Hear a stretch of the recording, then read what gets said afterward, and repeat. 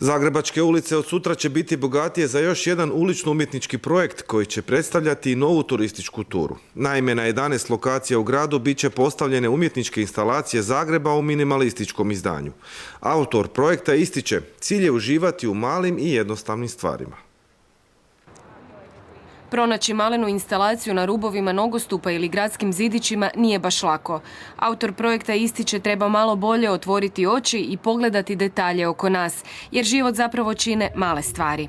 Definitivno smatram da su neke te male stvari koje su u nama bitne, pa i na taj način zapravo i projekt nekako reflektira to. Jel?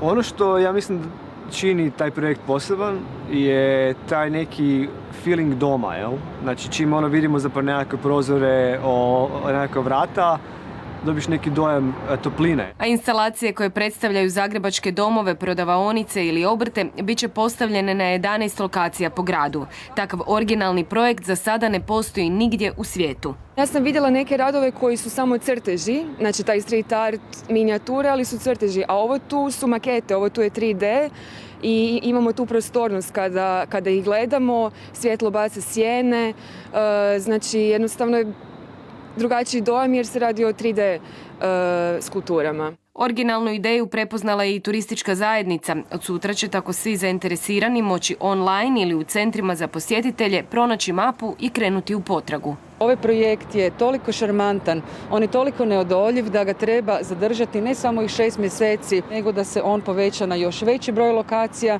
i da zaživi jedno duže vrijeme, jer nam se čini da ovaj projekt ima toliko veliki potencijal i on može biti jedan zaštitni znak kao turistička opet atrakcija grada Zagreba.